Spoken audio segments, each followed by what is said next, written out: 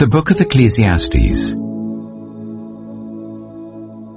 Ecclesiastes, chapter 1. The words of the teacher, son of David, king of Jerusalem. Meaningless, meaningless, says the teacher. Utterly meaningless. Everything is meaningless. What do people gain from all their labors, of which they toil under the sun? Generations come and generations go, but the earth remains forever. The sun rises and the sun sets, and hurries back to where it rises. The wind blows to the south and turns to the north. Round and round it goes, ever returning on its course. All streams flow into the sea, yet the sea is never full. To the place the streams come from, there they return again. All things are wearisome, more than one can say. The eye never has enough of seeing, nor the ear its fill of hearing. What has been will be again. What has been done will be done again. There is nothing new under the sun. Is there anything of which one can say, "Look, this is something new"? It was here already long ago. It was here before our time. No one remembers the former generations, and even those yet to come will not be remembered by those who follow them.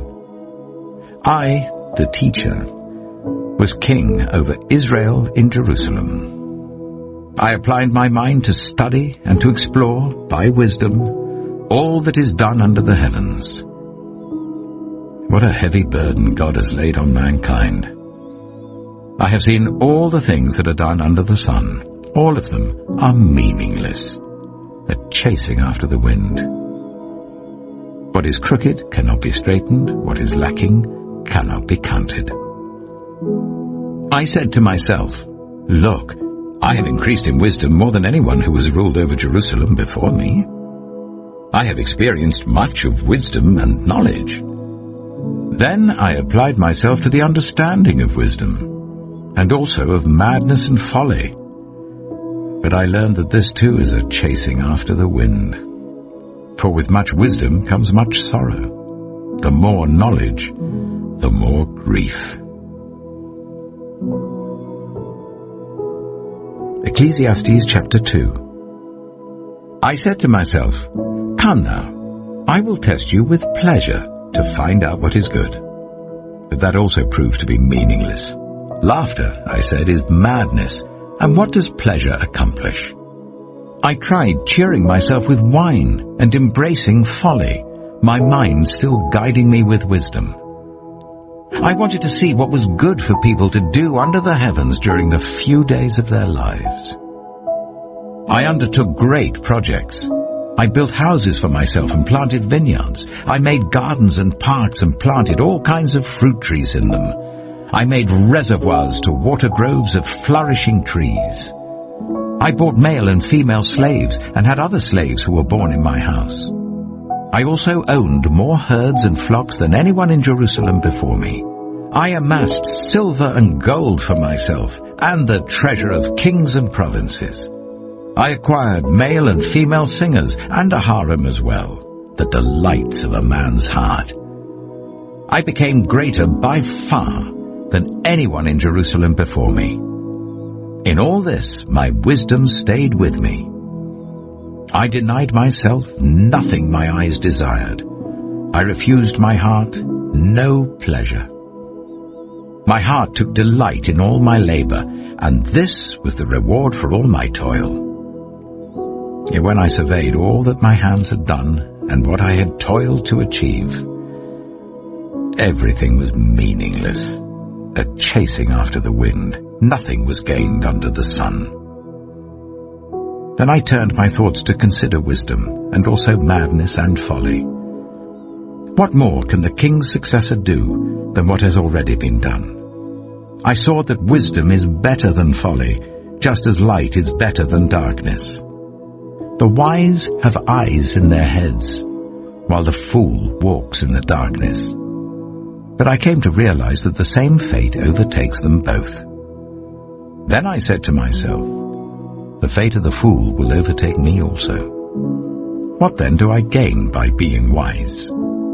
I said to myself, this too is meaningless. For the wise, like the fool, will not be long remembered. The days have already come when both have been forgotten. Like the fool, the wise too must die. So I hated life, because the work that is done under the sun was grievous to me.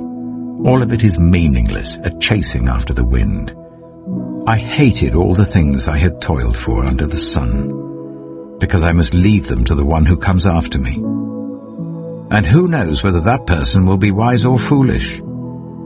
Yet they will have control over all the fruit of my toil, into which I have poured my effort and skill under the sun. This too is meaningless.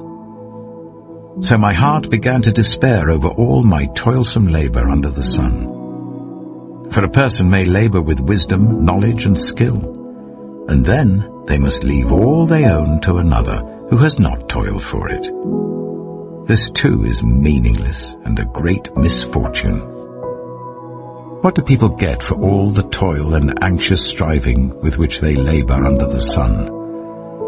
All their days their work is grief and pain. Even at night their minds do not rest. This too is meaningless. A person can do nothing better than to eat and drink and find satisfaction in their own toil. This too, I see, is from the hand of God, for without him who can eat or find enjoyment? To the person who pleases him, God gives wisdom, knowledge, and happiness, but to the sinner, he gives the task of gathering and storing up wealth to hand it over to the one who pleases God. This too is meaningless, a chasing after the wind. Ecclesiastes chapter 3. There is a time for everything, and a season for every activity under the heavens. A time to be born and a time to die. A time to plant and a time to uproot. A time to kill and a time to heal. A time to tear down and a time to build. A time to weep and a time to laugh. A time to mourn and a time to dance. A time to scatter stones and a time to gather them. A time to embrace and a time to refrain from embracing. A time to search and a time to give up. A time to keep and a time to throw away. A time to tear and a time to mend. A time to be silent and a time to speak. A time to love and a time to hate. A time for war and a time for peace. What do workers gain from their toil? I have seen the burden God has laid on the human race.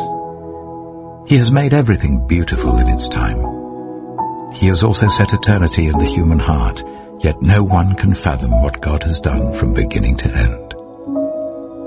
I know that there is nothing better for people than to be happy and to do good while they live, that each of them may eat and drink and find satisfaction in all their toil. This is the gift of God. I know that everything God does will endure forever. Nothing can be added to it and nothing taken from it. God does it so that people will fear him. Whatever is has already been, and whatever will be has been before, and God will call the past to account. And I saw something else under the sun. In the place of judgment, wickedness was there. In the place of justice, wickedness was there. I said to myself, God will bring into judgment both the righteous and the wicked, for there will be a time for every activity, a time to judge every deed. I also said to myself, as for humans, God tests them so that they may see that they are like the animals. Surely the fate of human beings is like that of the animals. The same fate awaits them both. As one dies, so dies the other. All have the same breath. Humans have no advantage over animals. Everything is meaningless. All go to the same place. All come from dust, and to dust all return. Who knows if the human spirit rises upward, and if the spirit of the animal goes down into the earth? So I saw that there is nothing better for a person than to enjoy their work, because that is their lot. For who can bring them to see what will happen after them? Ecclesiastes chapter 4. Again I looked and saw all the oppression that was taking place under the sun. I saw the tears of the oppressed, and they have no comforter. Power was on the side of their oppressors, and they have no comforter. And I declared that the dead, who had already died, are happier than the living who are still alive. But better than both is the one who has never been born, who has not seen the evil that is done under the sun. And I saw that all toil and achievement spring from one person's envy of another.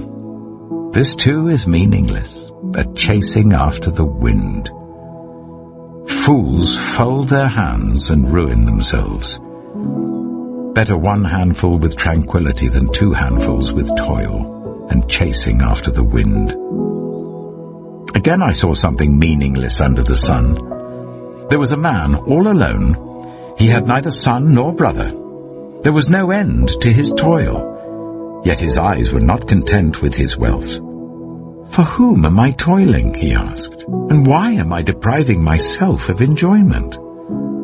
This too is meaningless, a miserable business. Two are better than one, because they have a good return for their labor. If either of them falls down, one can help the other up. But pity anyone who falls and has no one to help them up. Also, if two lie down together, they will keep warm. But how can one keep warm alone? Though one may be overpowered, two can defend themselves. A cord of 3 strands is not quickly broken.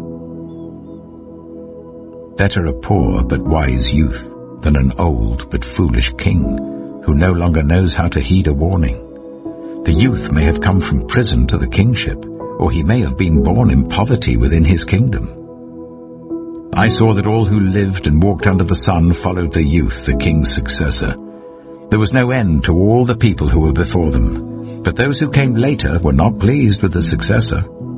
This too is meaningless, a chasing after the wind. Ecclesiastes chapter 5. Guard your steps when you go to the house of God. Go near to listen, rather than to offer the sacrifice of fools, who do not know that they do wrong. Do not be quick with your mouth. Do not be hasty in your heart to utter anything before God. God is in heaven, and you are on earth, so let your words be few. A dream comes when there are many cares, and many words mark the speech of a fool. When you make a vow to God, do not delay to fulfill it. He has no pleasure in fools. Fulfill your vow. It is better not to make a vow than to make one and not fulfill it. Do not let your mouth lead you into sin, and do not protest to the temple messenger, "My vow was a mistake." Why should God be angry at what you say and destroy the work of your hands? Much dreaming and many words are meaningless. Therefore, fear God. If you see the poor oppressed in a district and justice and rights denied, do not be surprised at such things, for one official is eyed by a higher one, and over them both are others higher still. The increase from the land is taken by all. The king himself profits from the fields. Whoever loves money never has enough. Whoever loves wealth is never satisfied with their income. This too is meaningless. As goods increase, so do those who consume them. And what benefit are they to the owners, except to feast their eyes on them? The sleep of a laborer is sweet, whether they eat little or much. But as for the rich, their abundance permits them no sleep. I have seen a grievous evil under the sun. Wealth hoarded to the harm of its owners, or wealth lost through some misfortune, so that when they have children there is nothing left for them to inherit. Everyone comes naked from their mother's womb, and as everyone comes, so they depart. They take nothing from their toil that they can carry in their hands. This too is a grievous evil. As everyone comes, so they depart. And what do they gain, since they toil for the wind? All their days they eat in darkness with great frustration, affliction, and anger.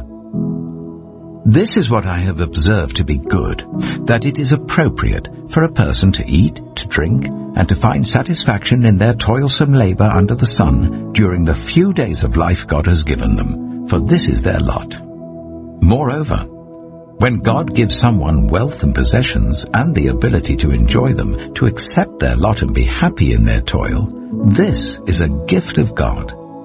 They seldom reflect on the days of their life because God keeps them occupied with gladness of heart. Ecclesiastes chapter 6.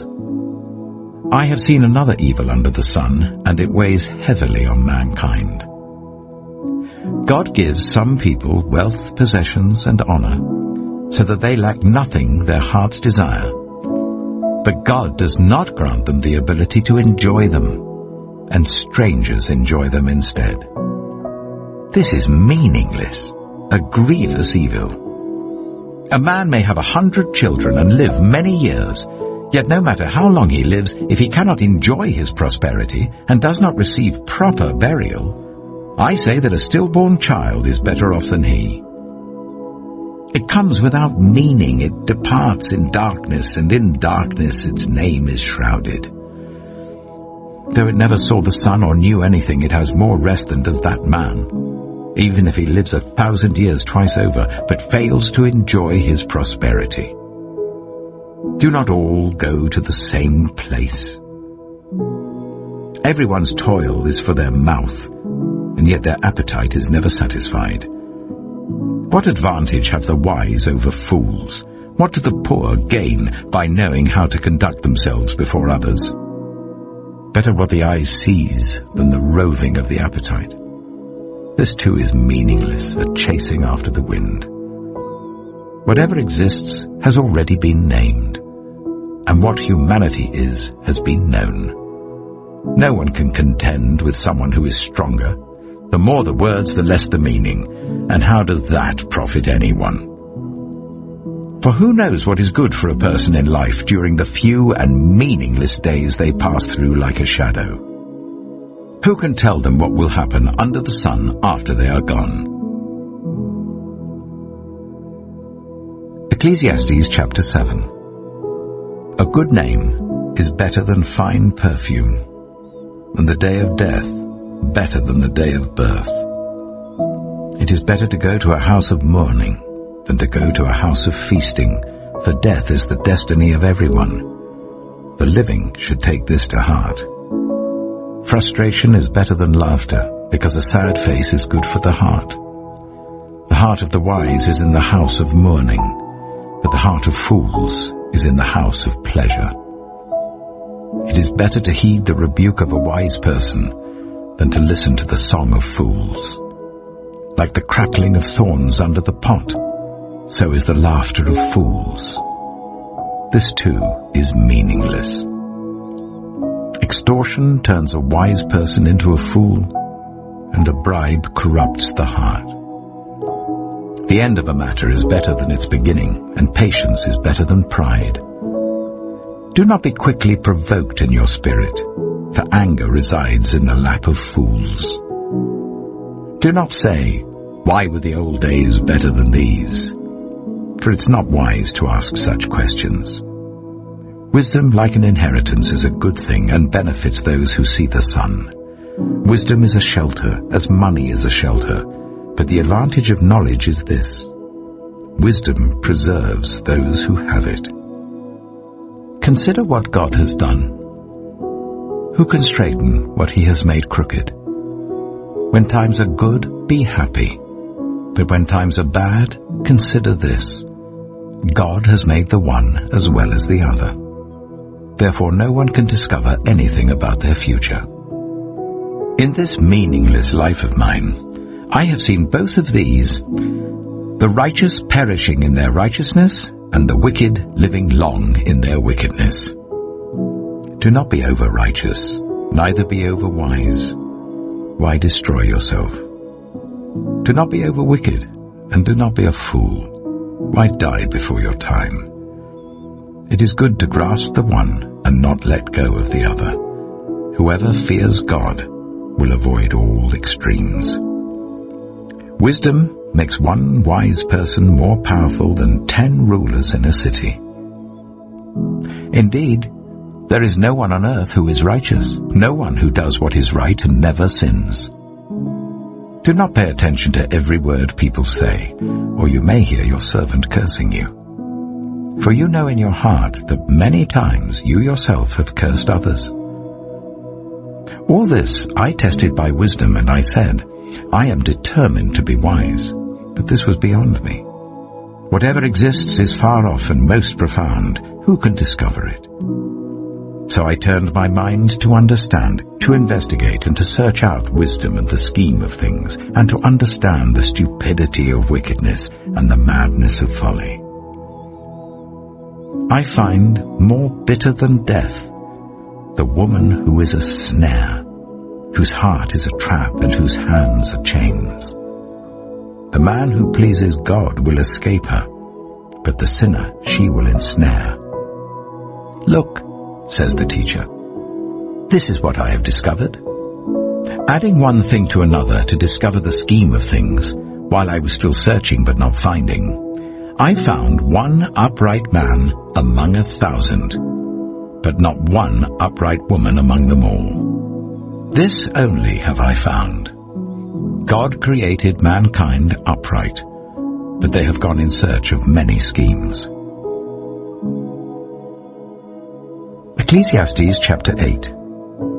Who is like the wise? Who knows the explanation of things? A person's wisdom brightens their face and changes its hard appearance. Obey the king's command, I say, because you took an oath before God. Do not be in a hurry to leave the king's presence. Do not stand up for a bad cause, for he will do whatever he pleases. Since a king's word is supreme, who can say to him, "What are you doing?" Whoever obeys his command will come to no harm, and the wise heart will know the proper time and procedure. For there is a proper time and procedure for every matter, though a person may be weighed down by misery. Since no one knows the future, who can tell someone else what is to come? As no one has power over the wind to contain it, so no one has power over the time of their death. As no one is discharged in time of war, so wickedness will not release those who practice it. All this I saw as I applied my mind to everything done under the sun. There is a time when a man lords it over others to his own hurt. Then too I saw the wicked buried, those who used to come and go from the holy place and receive praise in the city where they did this. This too is meaningless. When the sentence for a crime is not quickly carried out, people's hearts are filled with schemes to do wrong. Although a wicked person who commits 100 crimes may live a long time, I know that it will go better with those who fear God, who are reverent before him. Yet because the wicked do not fear God, it will not go well with them, and their days will not lengthen like a shadow. There is something else meaningless that occurs on earth. The righteous who get what the wicked deserve, and the wicked who get what the righteous deserve. This too, I say, is meaningless.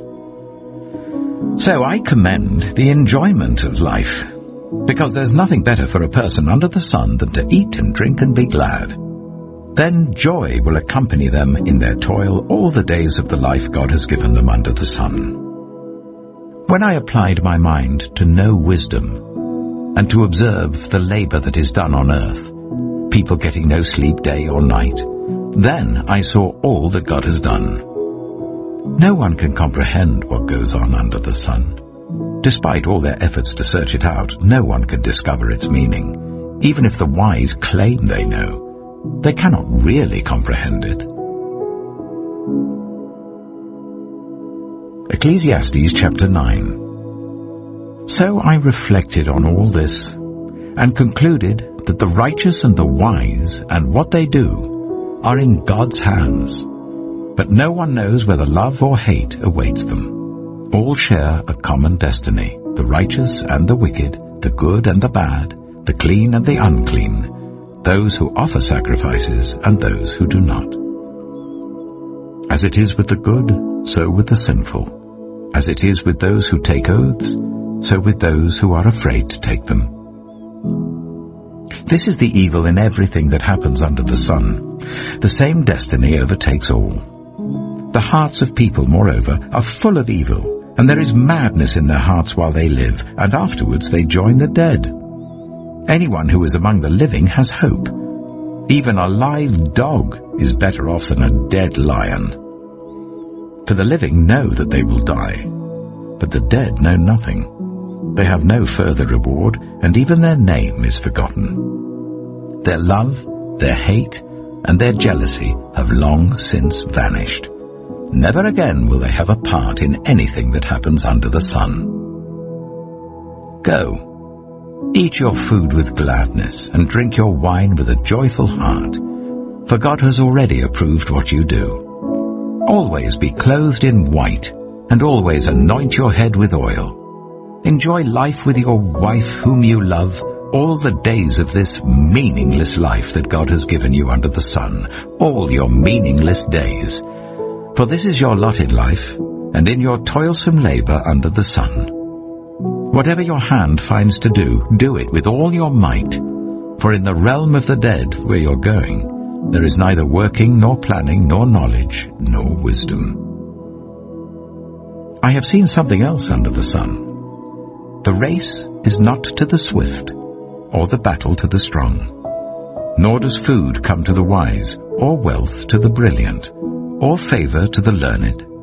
But time and chance happen to them all.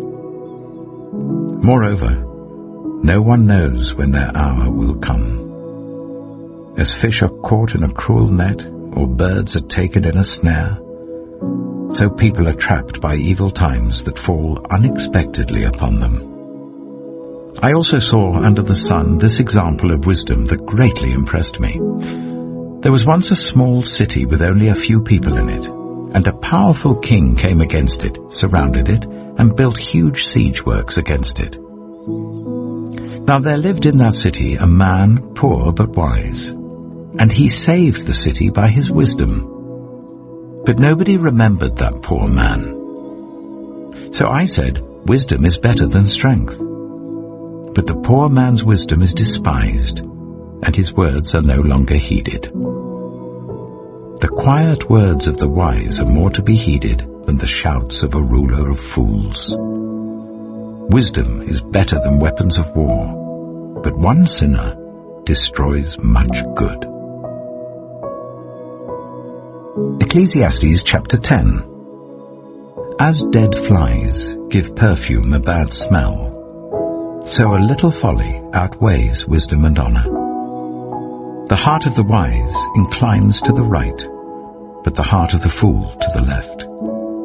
Even as fools walk along the road, they lack sense and show everyone how stupid they are. If a ruler's anger rises against you, do not leave your post. Calmness can lay great offenses to rest. There is an evil I have seen under the sun, the sort of error that arises from a ruler. Fools are put in many high positions, while the rich occupy the low ones. I have seen slaves on horseback, while princes go on foot like slaves. Whoever digs a pit may fall into it. Whoever breaks through a wall may be bitten by a snake. Whoever quarries stones may be injured by them. Whoever splits logs may be endangered by them. If the axe is dull and its edge unsharpened, more strength is needed, but skill will bring success. If a snake bites before it is charmed, the charmer receives no fee. Words from the mouth of the wise are gracious, but fools are consumed by their own lips. At the beginning their words are folly, at the end they are wicked madness, and fools multiply words. No one knows what is coming. Who can tell someone else what will happen after them? The toil of fools wearies them. They do not know the way to town. Woe to the land whose king was a servant and whose princes feast in the morning. Blessed is the land whose king is of noble birth, and whose princes eat at a proper time, for strength and not for drunkenness. Through laziness the rafters sag. Because of idle hands the house leaks. A feast is made for laughter, wine makes life merry, and money is the answer for everything. Do not revile the king even in your thoughts, or curse the rich in your bedroom, because a bird in the sky may carry your words, and a bird on the wing may report what you say. Ecclesiastes chapter 11. Ship your grain across the sea. After many days you may receive a return. Invest in 7 ventures, yes, in 8. You do not know what disaster may come upon the land. If clouds are full of water, they pour rain on the earth. Whether a tree falls to the south or to the north, in the place where it falls, there it will lie.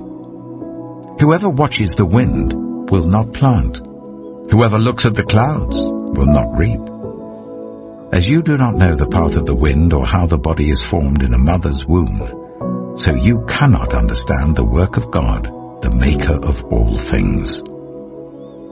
Sow your seed in the morning, and at evening let your hands not be idle. For you do not know which will succeed, whether this or that, or whether both will do equally well. Light is sweet, and it pleases the eyes to see the sun. However many years anyone may live, let them enjoy them all. But let them remember the days of darkness, for there will be many. Everything to come is meaningless. You, who are young, be happy while you are young, and let your heart give you joy in the days of your youth. Follow the ways of your heart, and whatever your eyes see. But know that for all these things God will bring you into judgment. So then, banish anxiety from your heart, and cast off the troubles of your body, for youth and vigor are meaningless.